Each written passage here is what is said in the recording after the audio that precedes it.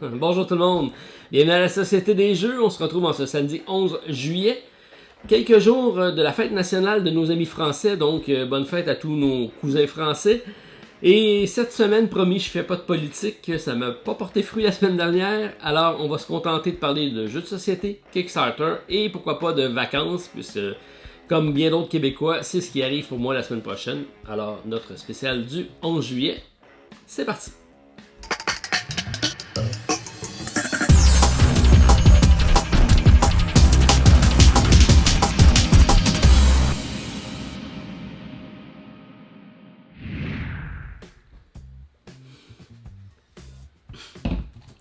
Bonjour tout le monde, bienvenue à la Société des Jeux. On se retrouve en ce samedi 11 juillet pour prendre un café en votre compagnie. Et là, vous dites toute une tasse de café. Effectivement, c'est gracieuseté de mon ami Laurent que vous avez vu cette semaine avec le déballage de The Age Downfall. Laurent a une imprimante 3D, donc il a confectionné le boc en question pour moi. Le même peint avec un travail vraiment remarquable. Le logo de la Société des Jeux est présent, donc ça en fera ma tasse officielle. Mon boc officiel. C'est le fun, je vais pouvoir aussi mettre probablement de la bière dedans. Alors, bien content, merci beaucoup de Laurent. Une belle rencontre, j'espère qu'on va avoir la chance de partager d'autres expériences de jeu prochainement. Au niveau des réceptions jeux de société, vous voyez ici en arrière, Domination, je l'ai finalement reçu. Donc, un jeu de la compagnie Phalanx, qui est ce qu'on appelle un Warto, donc un jeu de plateau Wargame, donc un Wargame simplifié, plus accessible, 2 à 4 joueurs, Phalanx toujours des jeux de qualité, et possibilité de l'avoir en français si on a 150 backers au niveau de la campagne, c'est pas le cas présentement, mais il reste 4 jours à la campagne. Je risque de pas avoir le temps de vous faire de vidéos sur celui-ci, puisque je viens tout juste de le recevoir. Je vais par contre me faire un devoir de faire quelques parties ce week-end pour vous donner mes premières impressions sur Facebook ou sur Instagram, histoire de vous donner mon ressenti du jeu si parmi d'entre vous sont intéressés. Alors Domination, sachez que ça vient d'être arrivé. Éventuellement, je vous ferai peut-être une vidéo, mais ça va aller après la fin de la campagne. Ça va aller après la fin de la campagne parce que, entre autres, c'est les vacances pour moi la semaine prochaine, donc c'est les vacances de la construction et je me fais un devoir d'arrêter. Je pense que ça va être mérité cette année. Donc c'est la dernière vidéo Kickstarter avant la pause des vacances. Je sais, c'est malheureux, mais je vais revenir soyez-en sûrs. Par contre, j'ai quand même fait quelques capsules de vidéos de unboxing, entre autres, pour pouvoir vous présenter durant mes vacances. Ça va être déjà planifié et vous allez voir ça arriver sur la chaîne de temps en temps. Au niveau des prototypes qui arrivent, parce qu'on a 2 prototypes quand même à vous présenter la semaine prochaine, j'ai ici le plateau de With a Smile and a Guns, d'un concepteur québécois qui a fait un beau jeu, bien aimé mes parties que j'y ai faites. Bien hâte de vous le présenter, ça sort le 14 juillet et c'est un jeu pour lequel on a présentement la possibilité de l'essayer sur Tabletopia, je pense. Il y a même un concours ouvert pour pouvoir gagner une copie. Alors, 14 juillet, ça s'en vient. Et le 16 juillet, on a Daimyo aussi de la boîte de jeu. Donc, probablement le plus gamer des jeux qu'ils ont fait jusqu'à présent. Ils en ont fait quand même quelques-uns d'assez costauds. Celui-là, je pense qu'il est une coche au-dessus des autres. Atmosphère très intéressant.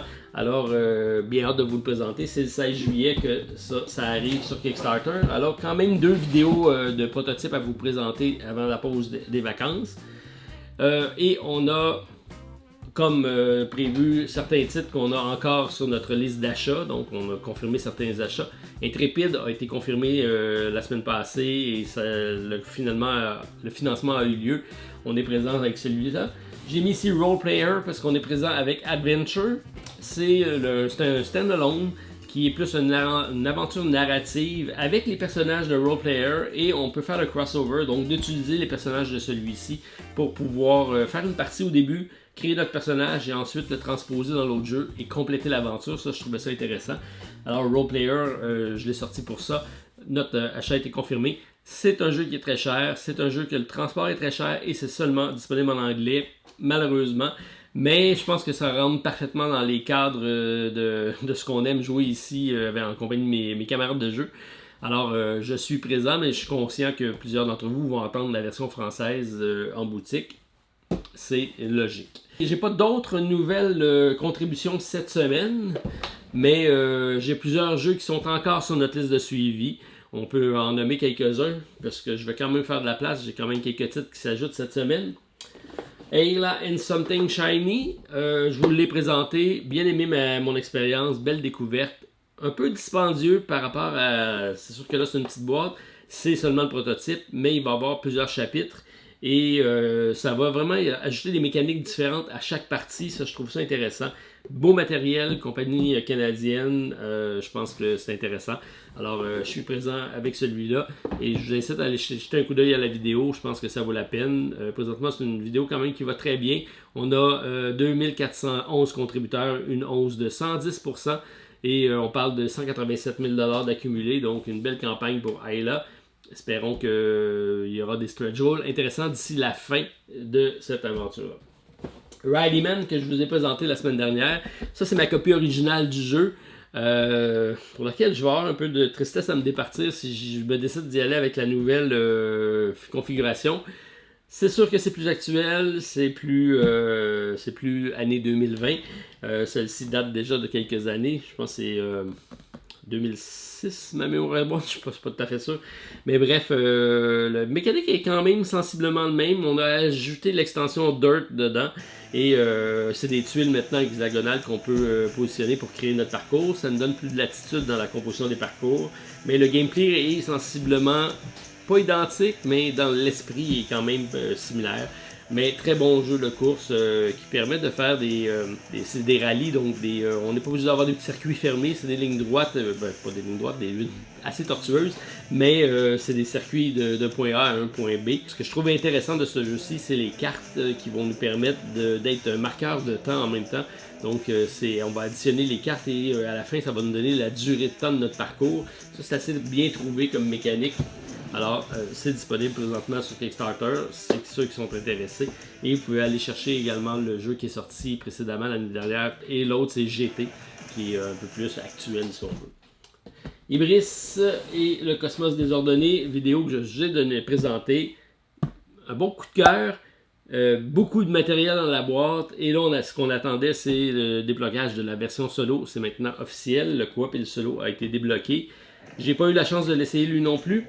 Je vais essayer de le faire au courant de la semaine pour vous donner mon impression par rapport à cette variante-ci. Mais ce que j'ai lu jusqu'à date, je pense que ça va super bien fonctionner.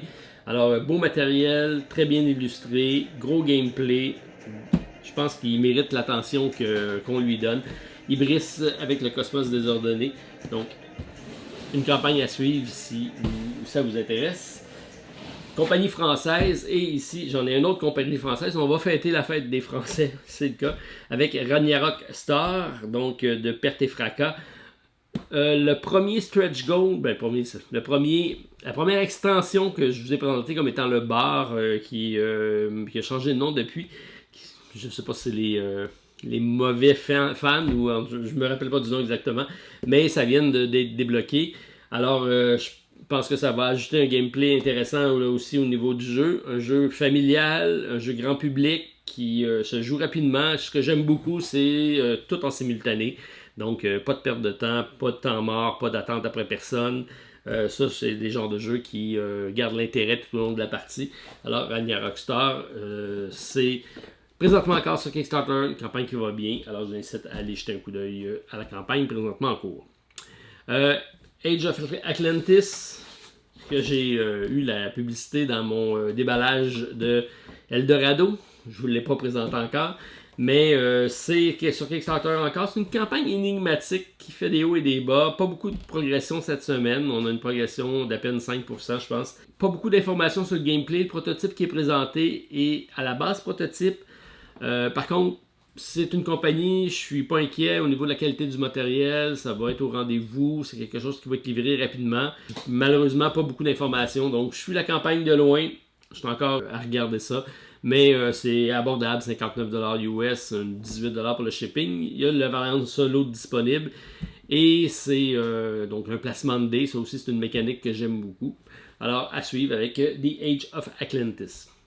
J'ai sorti ici mon Marvel Champion, le jeu de cartes, puisqu'on a commencé à faire des challenges. Plusieurs d'entre vous m'ont communiqué leur intérêt de participer. J'ai reçu quelques pointages. Je vais vous donner la chance de compléter vos pointages de la semaine, ceux qui ne me l'ont pas encore envoyé. Donc, je ne l'afficherai pas tout de suite. Je vais probablement faire un fichier dans lequel vous allez pouvoir rentrer vos scores tous et chacun. Un genre de drive en ligne. Et donc, la première semaine, c'était le challenge pour très facile. Rhino niveau 1 et 2 avec Spider-Man, donc avec la configuration de base. Stéphane a gagné, dans mon cas, ma confrontation. En 6 tours, moi j'ai gagné, mais en 7, ce qui fait que Stéphane a fait 2 points, j'en ai fait 1. Donc tous ceux qui ont fait 7 et moins vont... non, tous ceux qui ont fait 6 tours et moins vont avoir 2 points. Et ceux qui ont fait comme moi 7 et plus vont avoir 1 point. Alors on va cumuler les points d'une partie à l'autre. Et cette semaine, je vous en propose un autre. On va toujours rester avec Rhino, histoire de finir celui-là. On va prendre le mode plus difficile, donc niveau 2 et 3. Et on y va avec Iron Man, configuration de base. Mais on va mettre les cartes de côté expert. Il y a 4 cartes, je pense, qui vont ajouter en plus à la rejouabilité. Donc on prend juste le niveau 2 et 3. Et on fait ça de notre côté, Stéphane et moi. Et on comparera avec votre résultat. Donc je vous invite à commentez la vidéo, me donnez vos résultats ou me les envoyer par courriel et on va essayer de cumuler ça. Éventuellement, je vous donnerai le lien pour vous-même rentrer vos scores. Alors, c'est notre concours qui continue. Et parlant de concours, on a toujours notre Polar avec Black Stories édition Polar qui revient cette semaine. On avait la semaine dernière les démons du passé. Avec il y a des années, un homme fit quelque chose. On l'a trouvé ça là pour pas seulement une fois. Et on parlait bien sûr de Agatha Christie, le crime de l'Orient Express. Plusieurs d'entre vous l'ont trouvé très facile. C'est sûr que j'avais parlé d'une grande dame de la littérature, de ce type de littérature-là. Donc ça orientait beaucoup les choix. Cette semaine, je vais toujours rester dans le polar. Peut-être un peu plus pointu celui-là, mais c'est quand même un roman très connu. Et là, c'est plus un roman. Alors, on parle comme un titre « Fouineur égoïste ». Je pense que le titre est important. Alors, un homme était privé de quelque chose. Il le prit à d'autres, ce qui les tua. Un homme était privé de quelque chose. Il les prit à d'autres, ce qui les tua. Pas facile. Fouineur égoïste, je pense que ça en dit un petit peu sur la personne. Et je vais rester vague dans mon indice, mais pour découvrir ce meurtrier, puisqu'on parle de meurtrier, il faut avoir du pif. Alors, jongler avec l'idée. Fouineur égoïste, un homme était privé de quelque chose, il le prit à d'autres, ce qui les tua. Alors, soyez l'inspecteur qui aura du pif et trouvera ce fameux roman, quand même assez connu. Alors, difficile cette semaine, je vous garde ça un peu plus difficile que les semaines dernières. Alors, ça complète ma brève introduction cette semaine. J'y ai été rapidement, sans trop de préparation, puisque c'est vraiment le blitz avant les vacances pour mon cas. Je vous en profite pour vous souhaiter de joyeuses vacances si c'est votre cas également. Mais je vais rester présent sur les réseaux sociaux pour échanger avec vous au niveau dialogue, pour pouvoir vous présenter les 2 prototypes qui me restent cette semaine, qui arrivent sur Kickstarter, et éventuellement des unboxings au courant de la semaine. Donc, on peut juste se souhaiter de bonnes vacances. Alors, salut tout le monde. On se revoit bientôt, puis on continue avec les vidéos de présentation des présentations de cette semaine, les nouvelles sorties et ce qui arrive la semaine prochaine. Alors, sans plus tarder, spécial du 11 juillet. C'est parti! On débute notre liste de suivi cette semaine avec Perseverance Castaway Chronicles, le dernier jeu de Mind Clash Game. Un jeu fort attendu, ça paraît, avec 3969 contributeurs, déjà près de 600 000 $ canadiens d'accumulés. Une campagne qui se termine le 28 juillet prochain. Un 6e projet pour la compagnie de Los Angeles avec une possibilité de contribuer à partir de 95 $ US, 135 pour la version Deluxe. On a affaire ici avec un jeu de 1 à 4 joueurs, 80 à 180 minutes par partie. C'est un jeu de majorité de placement d'ouvriers, de placement de tuiles pouvant être joué en scénario et en campagne. Fait intéressant, on a 2 épisodes ici à l'aventure et 2 systèmes de jeu fort différents. Le premier représente notre départ d'un navire. On va être absorbé par une tempête. On va atterrir dans un autre plan, dans une autre dimension, avec des dinosaures à nos trousses. Alors, on va composer un tower defense contre les attaques des dinosaures. On va devoir aller chercher dans les navires différentes ressources pour monter un campement. On est un peu ici à la Galeriapagos, mais beaucoup plus gamer. Tandis que de l'autre côté, on y va avec un module d'exploration. On part à l'aventure, notre campement est établi. On va devoir découvrir l'île et éventuellement de nouvelles civilisations ou d'anciennes civilisations présentes sur l'île. J'aime plus le deuxième côté à mon avis. C'est intéressant d'avoir deux systèmes différents pour la partie. Les thématiques me semblent originales, mais sans plus. Les mécaniques de jeu, j'ai pas vu non plus de gros wow à la Anachronie ou quelque chose du genre. Alors, un jeu peut-être qui me laisse sur ma faim, mais je demande qu'à être séduit et à être convaincu par ce jeu. Alors, on suit la campagne de près jusqu'au 28 juillet prochain avec Perseverance Castaway Chronicle de Mind Clash Games. Le deuxième jeu, Dead Reckoning, rentre probablement plus dans mes cordes avec ici un jeu de pirate mais avec un système de card crafting. C'est un jeu de stratégie de la compagnie AEG, présentement 3904 contributeurs pour 479 000 $ canadiens d'accumulés. Une campagne qui se termine le 31 juillet prochain. C'est disponible à partir de 79 $ US ou 109 $ pour le Legendary. La version française sera disponible et c'est un jeu de 1 à 4 joueurs de partie de 90 à 150 minutes, 14 ans et plus, difficulté de 3.54 sur 5 sur BGG, du designer John D. Clare qu'on a connu pour le système de card crafting chez AEG, qui a fait affaire avec Yann O'Toole au niveau de l'artistique, alors ça c'est assez intéressant. C'est un jeu que j'ai bien hâte de découvrir puisque là on amène le système de Mystic Vale à un autre niveau. En ayant une exploration de navires, on va découvrir de nouvelles cartes, de nouvelles îles et les sleeves des cartes vont nous permettre de faire un système de level up, d'amélioration de nos personnages et des vaisseaux qu'on aura pour explorer. Donc je trouve ça très intéressant, bien hâte d'en découvrir un peu plus avec Dead Reckoning, qui nous propose un système de 4X avec un jeu de cartes, alors assez intéressant, à suivre jusqu'au 31 juillet prochain. Et probablement la surprise de la semaine, Escape the Night de Board Game, un jeu pas attendu, mais qui fait un beau tabac, présentement avec 3005 contributeurs, 357 000 $ d'accumulés, une campagne qui se termine le 7 août. C'est du concepteur Joey Graceffa. Premier projet pour lui qui arrive avec un jeu abordable à partir de 40 $ US. Avec un jeu magnifiquement illustré, un simple jeu avec des cartes, des dés, un déplacement sur un plateau. Un peu de texte, c'est en anglais seulement, mais ça me semble très accessible malgré tout. L'aspect original du jeu, c'est la boîte de vote. Donc on aura des votes secrets pour éliminer différents personnages du jeu. Un peu comme dans les émissions de télé-réalité. Alors, je trouve ça assez bien fait comme mécanique. J'ai hâte de voir si ça fonctionne bien, si le suspense est présent. Mais belle production, belle direction artistique. Un jeu qui plaît présentement sur Kickstarter avec Escape the Night de Board Game. Et j'ajoute également un de mes premiers deck building, un jeu que j'aime beaucoup, qui revient sur Kickstarter avec des mini cette fois-ci. On parle de Ascension Tactic, un deck building de miniatures. Présentement, 2528 contributeurs, 431 000 $ d'accumulés et une campagne qui se termine le 6 août prochain. C'est un troisième projet de la compagnie Stoneblade Entertainment. Assez dispendieux, 99 $ US et plus pour le jeu de base.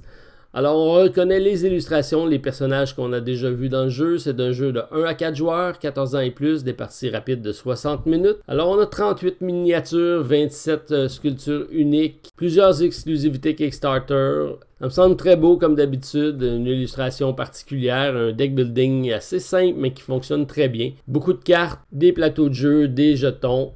Bref, ça justifie le prix. C'est généralement des jeux de qualité. C'est une mécanique de deck building en mode confrontation pour 1 à 4 joueurs. Alors, on suit la campagne de près avec Ascension Tactic.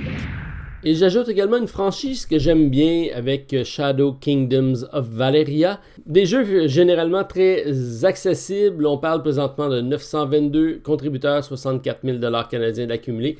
Une campagne qui se termine le 31 juillet prochain. 21e projet de la compagnie Daily Magic Game. On parle d'un jeu disponible à partir de 55 $ US. Malheureusement, pas de version française présentement disponible, mais c'est un jeu très accessible, comme je vous ai dit, avec seulement des dés, un plateau, quelques jetons. Si on trouve les règles en français, généralement c'est très simple. Celui-ci me semble un peu plus gamer que les précédents, puisqu'on va avoir un repêchage de dés dans ce cas-ci. C'est un deck building avec quelque chose d'assez classique fantasy, mais somme toute généralement des jeux très rapides et à sortir, faciles à montrer et très agréables à jouer. Donc on a affaire ici à un jeu de 1 à 5 joueurs, des parties de 30 à 75 minutes, 14 ans et plus. Alors, à suivre avec Shadow Kingdom of Valeria jusqu'au 31 juillet prochain. Et pour ma carte cachée de la semaine, on parle du jeu The Original Sherlock Holmes and His Baker Street Irregular. On parle du jeu de Baskerville Productions. Troisième projet pour eux qui nous arrive avec un jeu de 1 à 4 joueurs, des parties rapides de 30 à 45 minutes, 12 ans et plus. Très abordable à partir de 39 $ US. On a un jeu ici de set collection, donc de collection d'enchambres et de repêchage de cartes. Ça me semble simple, bien illustré et l'univers de Sherlock Holmes qui est toujours apprécié. Alors on suit ça de près avec Sherlock Holmes jusqu'au 25 juillet prochain.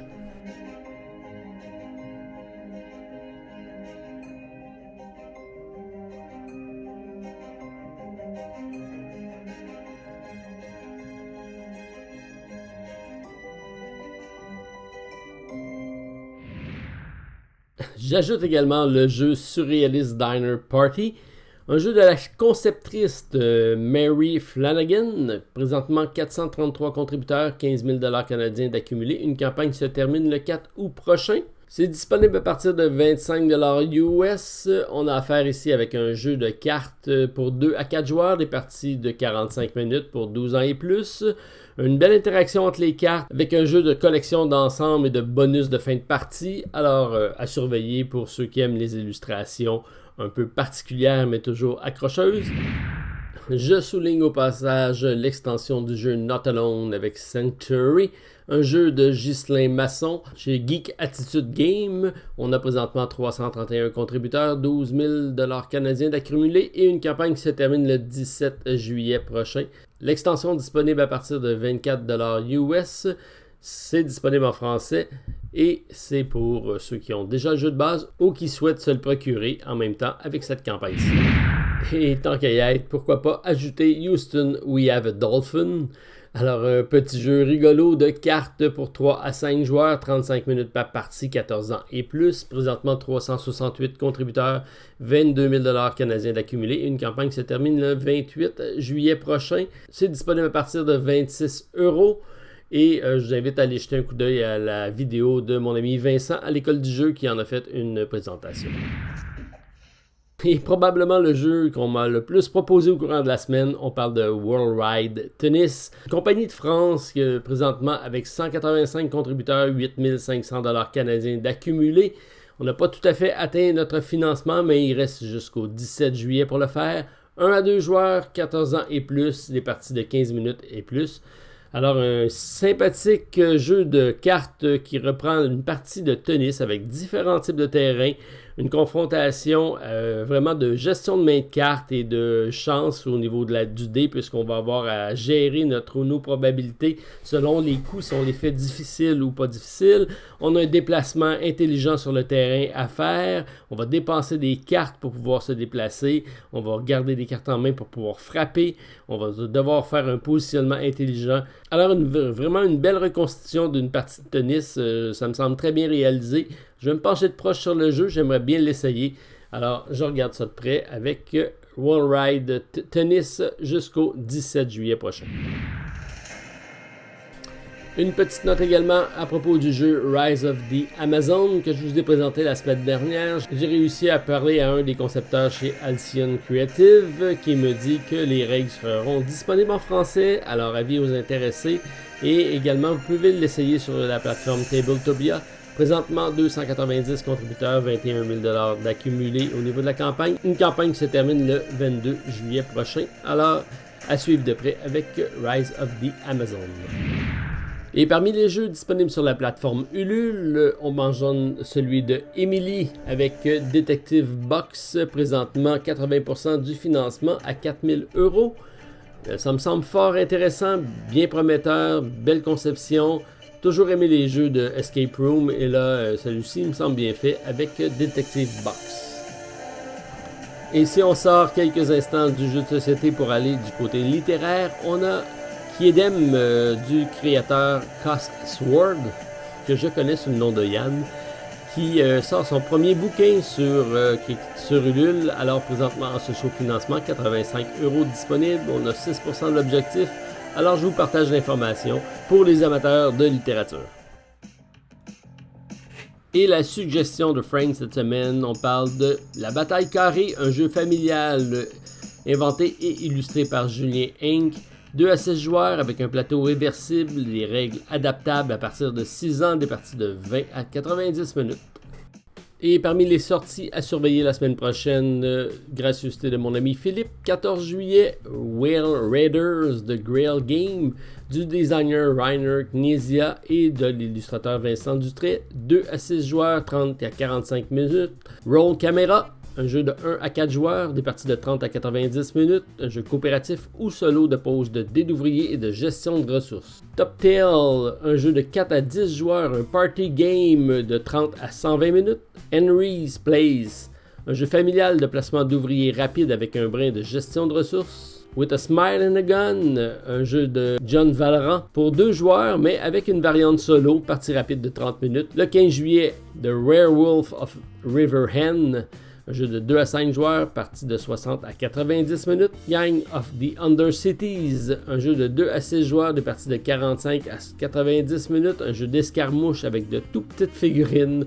Un mode fantasy dans le futur. Dollar to Donuts, un jeu de 2 à 4 joueurs, des parties de 30 à 45 minutes, abordable 29 $. C'est un jeu familial de pose de tuiles. Le 16 juillet, Daimyo de la boîte de jeu, un jeu de 2 à 4 joueurs, partie de 60 à 90 minutes, qui sera présenté sur notre chaîne.